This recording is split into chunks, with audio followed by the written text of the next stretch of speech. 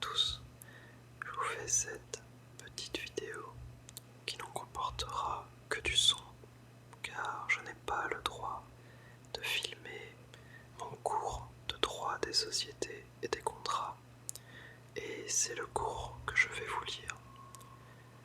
Je voulais le réviser et je me suis dit que ça pourrait éventuellement en endormir quelques-uns, en plus de m'endormir moi.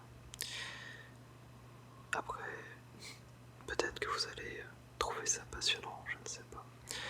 En tout cas, regardons ça un peu plus en détail. Donc, qu'est-ce que le droit? Le droit est différent de la morale. Par exemple, durant le règne des Mérovingiens, on pouvait compenser un crime par un paiement en argent. Jusqu'au début des années 1960, avoir un enfant hors mariage était très mal vu. Il faut aussi savoir que le droit est différent de la justice. Pour un même type d'affaires, la peine prononcée peut aller de la non-condamnation à une lourde peine de prison. Enfin, il faut savoir que le droit est différent selon l'endroit où l'on vit, y compris sur le territoire français. Par exemple, le 26 décembre est un jour férié en Alsace-Moselle, mais pas dans les autres régions. Alors, la définition grand public du droit tirée du Larousse est ensemble des règles qui régissent les rapports des hommes constituant une même société. Quant à la définition juridique du droit, le droit est l'ensemble des règles permettant et organisant la vie en société. Le droit positif est l'ensemble des règles juridiques effectivement en vigueur dans un état donné, à un moment donné. L'ensemble des règles de droit, appelées aussi normes, portent sur des phénomènes sociaux très différents, d'où la nécessité de diviser le droit en plusieurs branches.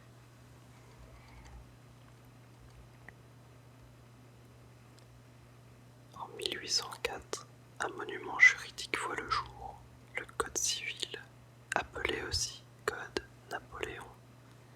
4 juristes de haut niveau sont chargés de sa rédaction. Félix Julien Jean Picot de Préameneux, spécialiste de droit coutumier rural. François Denis Tronchet, spécialiste de droit coutumier de Paris. Jacques de Malville, spécialiste de droit écrit sud-ouest de la France. Jean-Étienne Marie Portalis, spécialiste de droit romain sud-est de la France. Enfin, cette équipe est dirigée par J.J. Cambacérès, qui restera un bras droit de Bonaparte, tout au long de sa vie politique.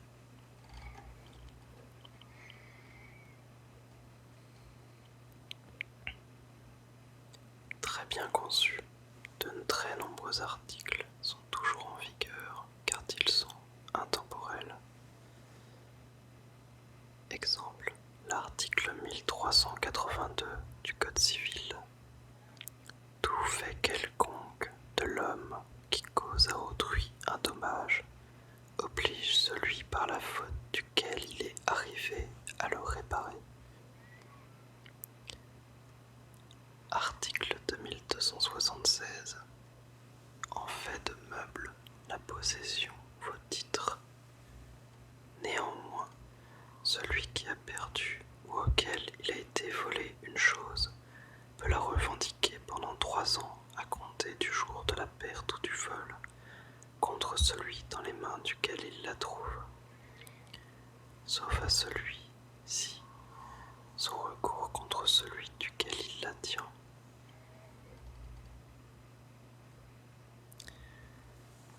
Il y a quelques articles célèbres dans le Code civil, comme l'article 2.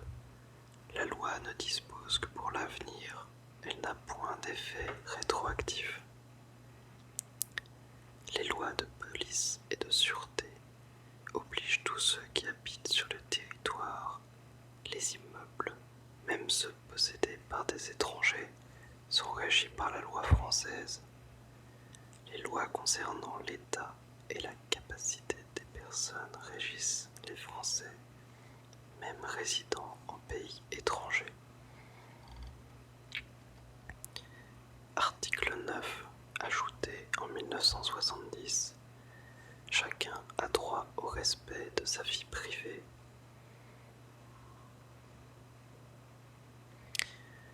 Par ailleurs, le Conseil constitutionnel considère que ce droit découle de la liberté proclamée par l'article 2 de la Déclaration des droits de l'homme et du citoyen de 1789. Il a donc valeur constitutionnelle.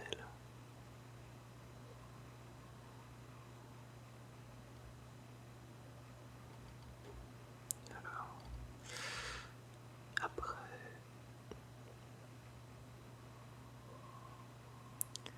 les normes sont hiérarchisées.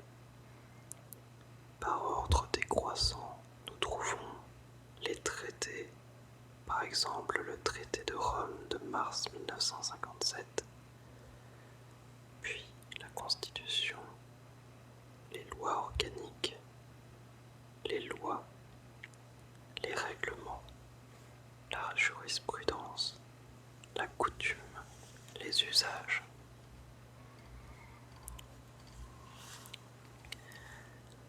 On distingue la règle écrite et la règle non écrite. Les règles écrites sont hiérarchisées en fonction de leur origine selon des règles instituées par la Constitution, le Parlement devant partager sa compétence législative avec le gouvernement. Un texte de catégorie inférieure est toujours subordonné au texte de la catégorie supérieure. Traités internationaux, accords entre États ratifiés par le président ou le Parlement. Loi votée par le Parlement en vertu de l'article 34 de la Constitution. La loi peut faire l'objet d'une étude par le Conseil constitutionnel. Règlement autonome édicté par les organes exécutifs de l'État et qui ne sont pas de la compétence du Parlement. La Constitution. Article 34 de la Constitution. La loi est votée par le Parlement.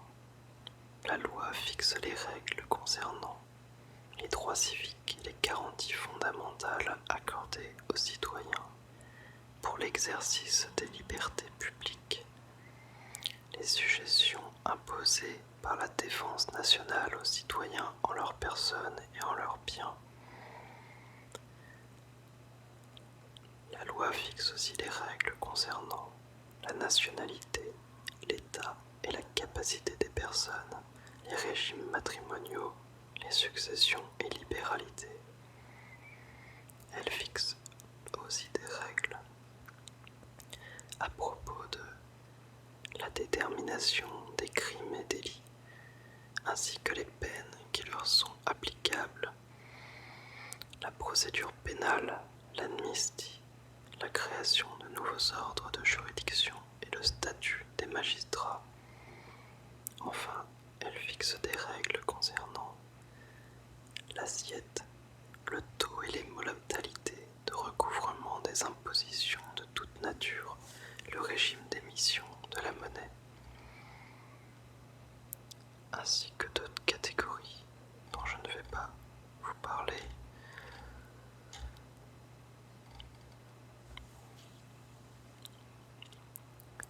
loi détermine les principes fondamentaux de l'organisation générale de la défense nationale, de la libre administration des collectivités locales, de leurs compétences et de leurs ressources, de l'enseignement, du régime de la propriété, des droits réels et des obligations civiles et commerciales, du droit du travail, du droit syndical et de la sécurité sociale. Les lois de finances déterminent les objectifs de l'action économique et sociale de l'État.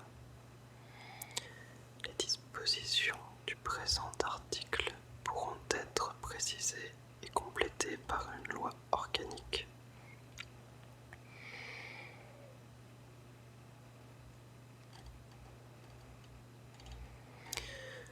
Article 37 de la Constitution. Les matières autres que celles qui sont du domaine de la loi ont un caractère réglementaire. Classification selon l'autorité, la forme, l'objet. Décret du président de la République délibéré en Conseil de ministres. Décret simple du président de la République. Décret du Premier ministre. Arrêté interministériel. Arrêté ministériel. Arrêtés préfectoraux. Arrêtés municipaux pris par le maire de la commune.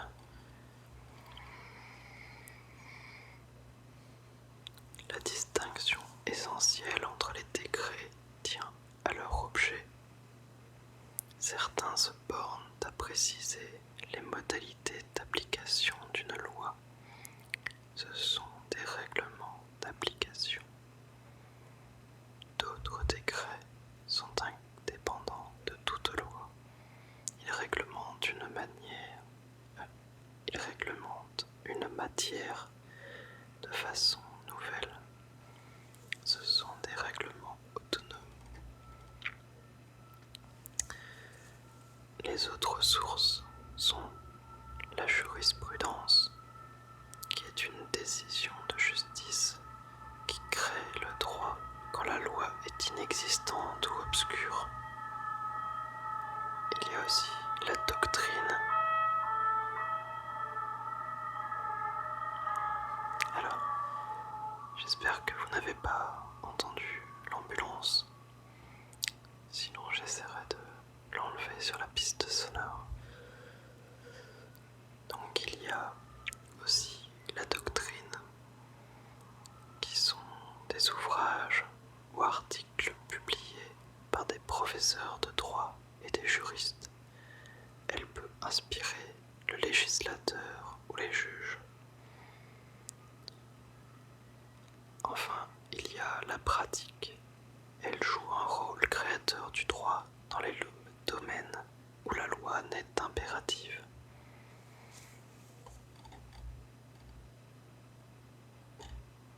Ah, il y en avait d'autres.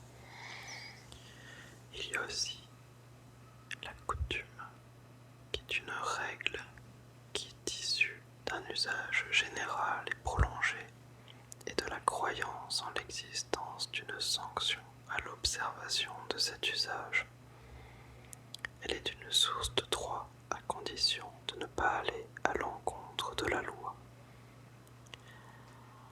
Il y a aussi l'usage, règle coutumière spéciale à une région ou à une profession que les particuliers suivent habituellement dans leurs actes juridiques sans y référer expressément. Les codes de déontologie sont des règles juridiques et morales des personnes exerçant certaines activités qui doivent être respectées, par exemple le secret professionnel.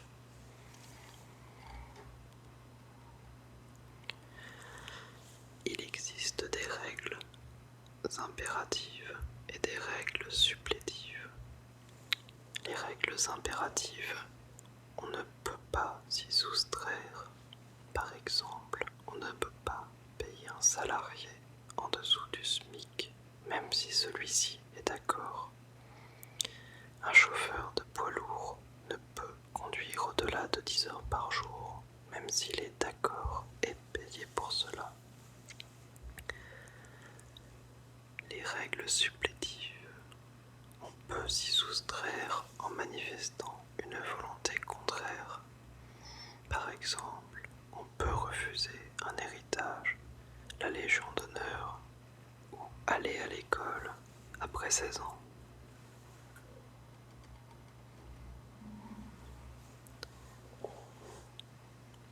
Le principe de la séparation des pouvoirs.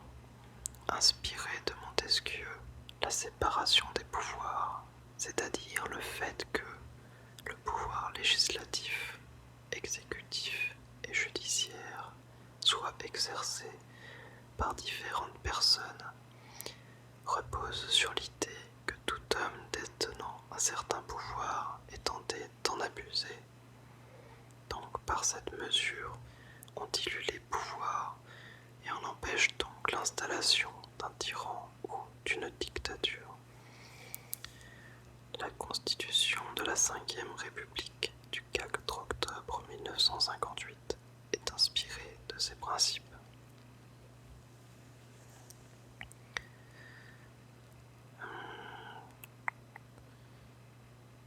Alors, pour être intégrée dans le phénomène juridique, une règle doit posséder un certain nombre de caractéristiques. Celles-ci lui permettent de se différencier des conduites voulues par la religion, de la morale, des coutumes. Quelles sont ces caractéristiques?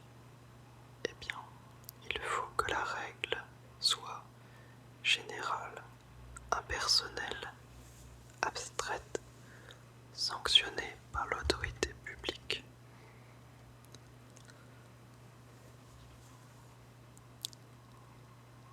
Alors, il y a aussi une opposition entre le droit objectif et le droit subjectif. Le droit objectif est l'ensemble des règles de conduite qui, dans une société organisée, gouvernent les rapports des hommes entre eux, s'imposent à eux, au besoin, par le moyen de la contrainte sociale. A contrario, les droits subjectifs sont des prérogatives que le droit objectif reconnaît aux individus ou groupes d'individus et dont ceux-ci peuvent se prévaloir contre les autres.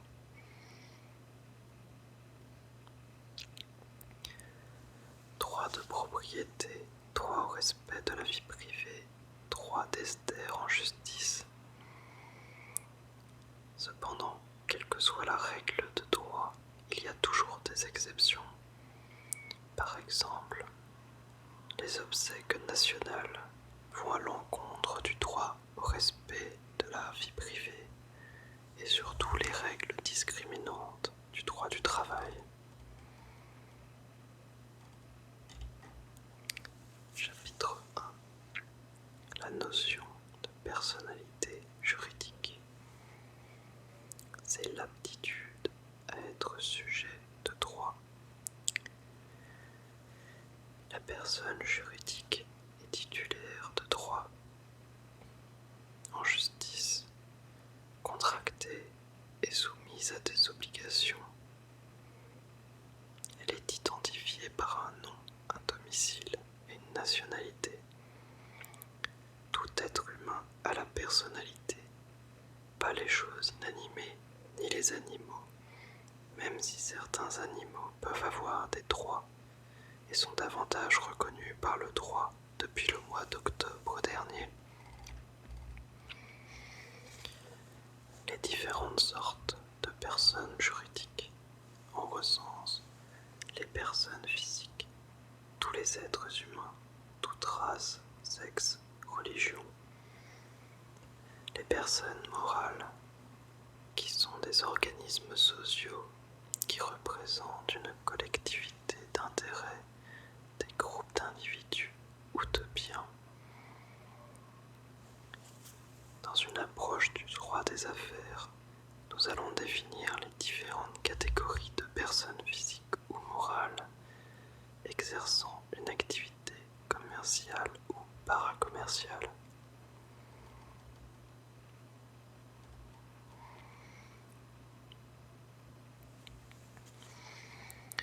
Les effets communs.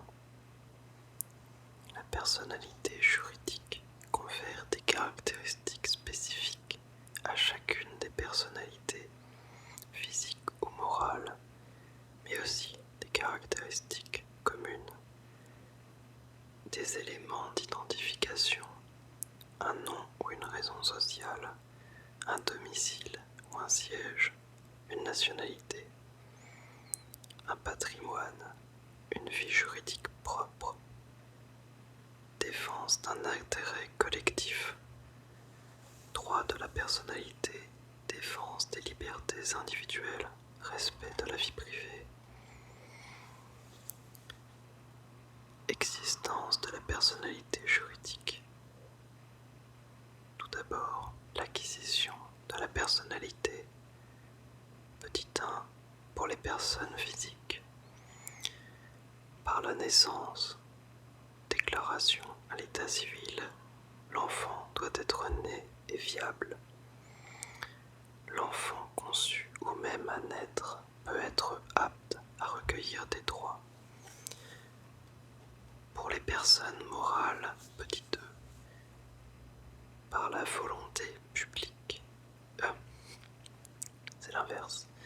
Par la volonté privée, signature des statuts.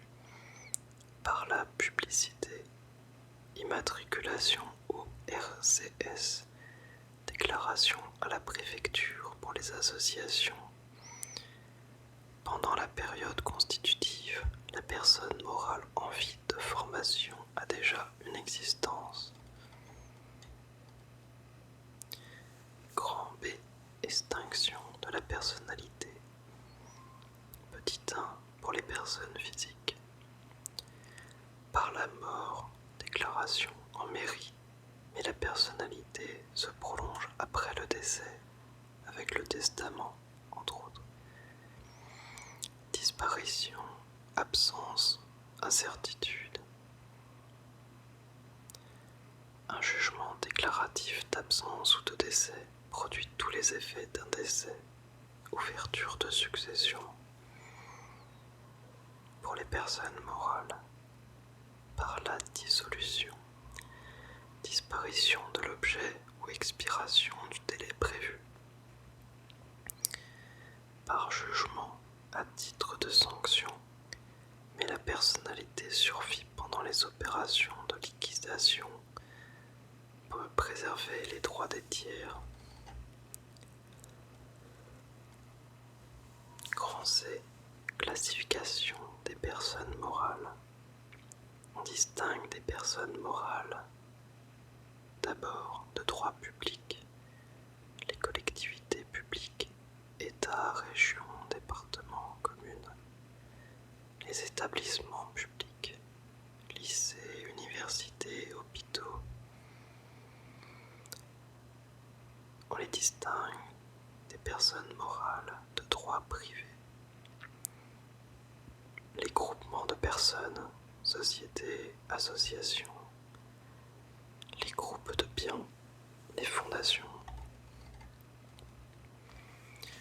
Grand D, les personnes morales de droit privé. Petit 1, la société. C'est une personne morale dont les membres ont mis en commun des biens, leur travail, de l'argent. On distingue les sociétés civiles et les sociétés commerciales. Ces dernières peuvent être rangées en deux catégories. Sociétés de personnes. Les associés sont solidairement responsables du passif de la société. Société de capitaux. Les associés sont responsables dans la limite de leur rapport. Petit 2, l'association régi par la loi du 1er juillet 1901. C'est un groupement dont les membres sociétaires poursuivent en commun un but non lucratif, culturel, charitable, politique. On rencontre 3 degrés dans l'acquisition de la personnalité. Absence de personnalité morale, le groupement s'effectue sans formalité, pas de déclaration au JO. Les biens sont en indivision entre tous les membres. Il y a environ 1,3 million d'associations opérationnelles, dont 165 000 emploient des salariés, ce qui représente 1 800 000 salariés, selon le site du gouvernement sur les associations.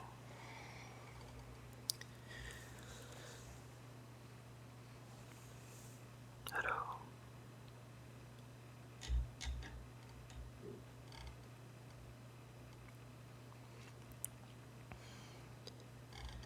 je vais passer un petit peu. Il y a aussi le groupement d'intérêt économique, GIE. C'est une technique de la collaboration entre entreprises instituée par une ordonnance de 1967. Elle permet de mettre en œuvre tous les moyens pour faciliter ou développer l'activité économique de ses membres. Il y a une loi du 13 juin 1988 qui est une loi européenne, GEIE. C'est une formule intermédiaire entre l'association et la société. Sans être à but lucratif, ils ne sont pas cependant à caractère désintéressé. Petit 4. Les groupements de biens, les fondations.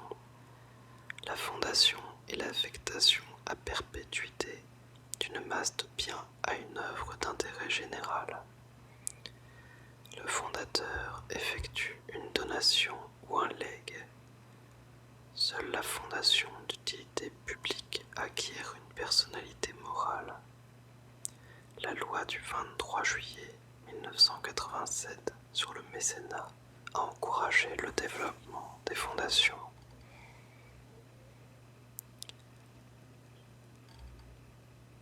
Alors,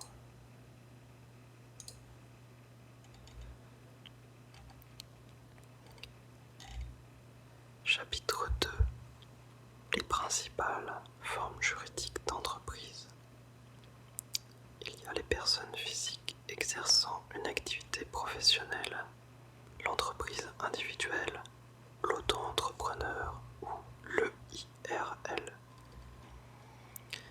Il y a aussi les formes sociétaires, la SARL, le URL, la SA, la SAS, la SNC, la SCA, la SCS, la SCOP, SARL ou SA, l'association, le GIE, la fondation. Les techniques contractuelles particulières permettant la création d'entreprises, la franchise, la concession, le holding, l'accord d'entreprise. Pour les personnes physiques exerçant une activité professionnelle, l'entreprise individuelle est la forme la plus répandue. Cependant, elle est loin d'être uniforme. Toute personne majeure peut créer une entreprise individuelle. Sauf exception, les fonctionnaires, un incapable majeur, personne exerçant une profession compatible avec une activité commerciale, notaire, expert comptable, avocat, huissier de justice, médecin, architecte. Les formalités préalables et nécessaires à sa formation sont relativement simples. La notion de commerçant. L'article L121 1 du Code de commerce dit sont commerçants ceux qui exercent des actes de commerce et en font leur profession habituelle.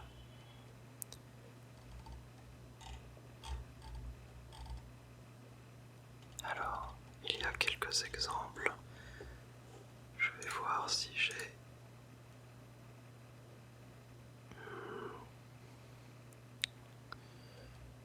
Commentaire du pouvoir. Alors, je vais avoir quelques questions et j'ai les réponses. Du coup, je vais vous laisser éventuellement réfléchir quelques secondes après chaque question, si jamais vous ne dormez toujours pas.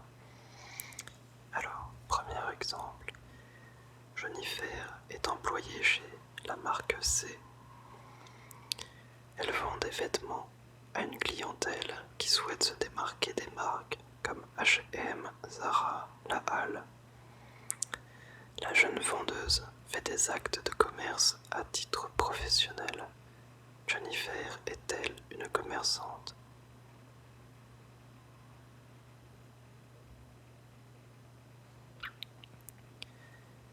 Alors, la réponse est que Jennifer n'est pas commerçante d'un point de vue juridique. Elle l'est peut-être pour le client, mais pas d'après la définition juridique. Du coup, j'ai un autre exemple. Brandon est employé chez SFR. Il réalise des opérations de maintenance, transfert de contact, insertion de carte SIM et de carte mémoire, et vend de temps en temps des accessoires. Le jeune technicien fait-il des actes de commerce à titre professionnel? Brandon est-il un commerçant?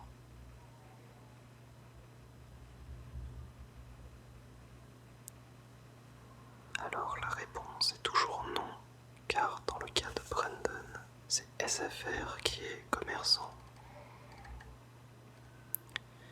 Nabil travaille pour la SARL au Fouilles du Maquis en qualité de saisonnier. Selon les jours, il tient le bar, fait de la vente à emporter, sert les clients en terrasse ou nettoie les vitrines. François, son patron, lui confie régulièrement la tenue de la caisse. Nabil est-il un commerçant?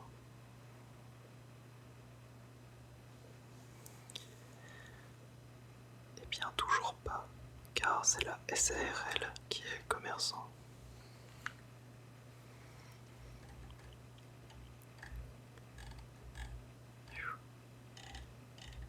Alors, j'ai quelques dates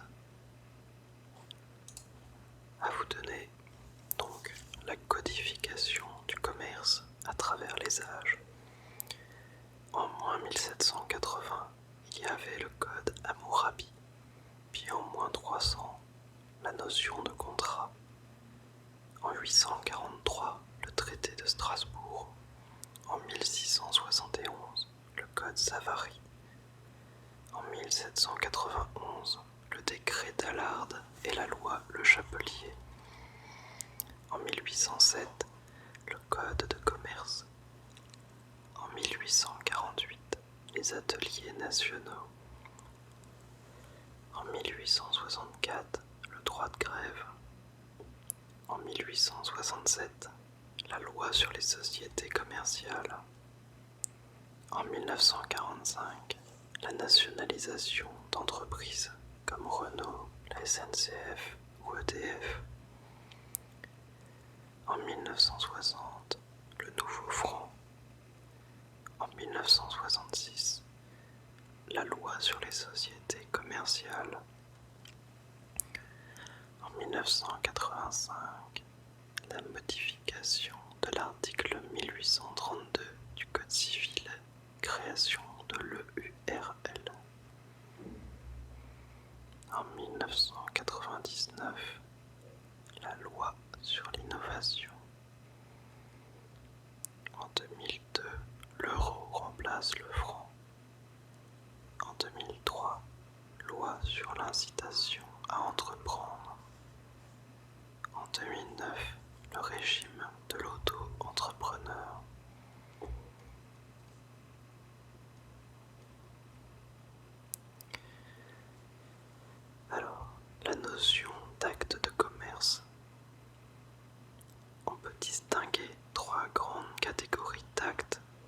Les activités de négoce, il s'agit des achats pour revendre des biens meubles ou immeubles.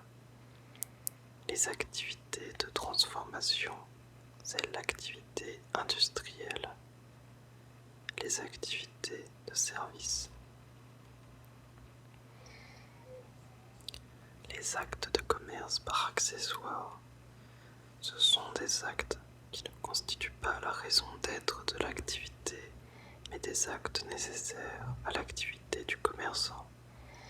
Il s'agit de toute obligation entre négociants, marchands et banquiers.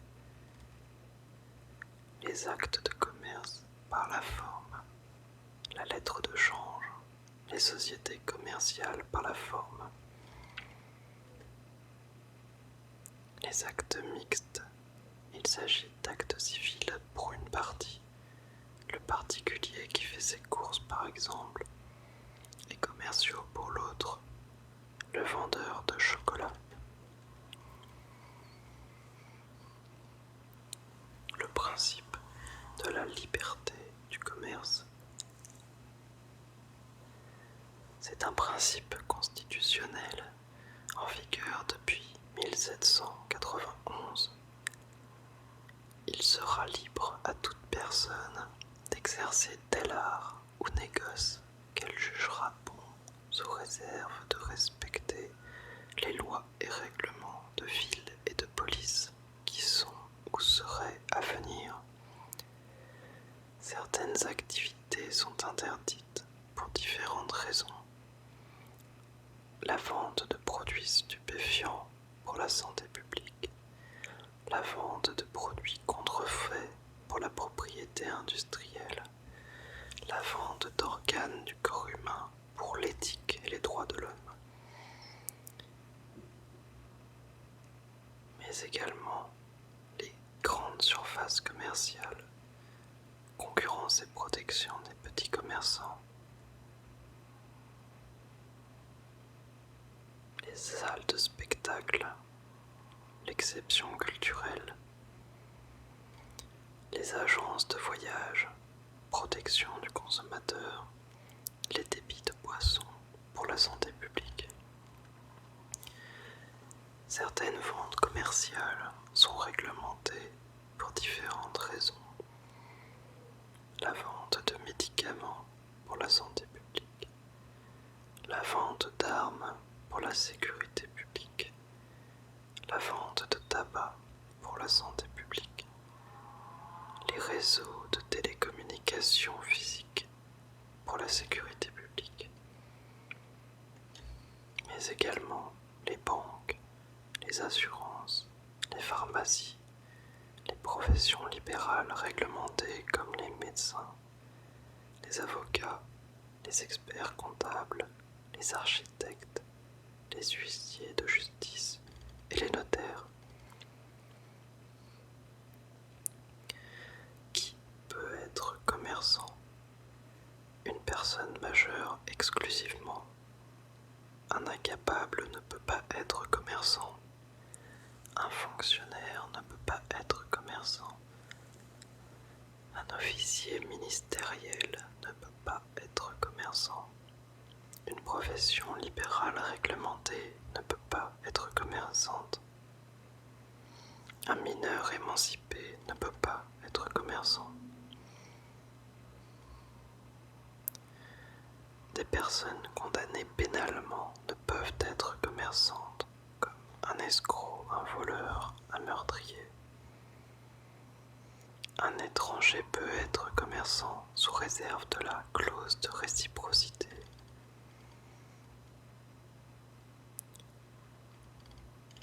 Alors, je pense qu'on va s'arrêter là. J'ai fait à peu près un tiers de mon cours. Donc je vais sûrement continuer, mais j'ai actuellement la gorge assez sèche. Et je vais prendre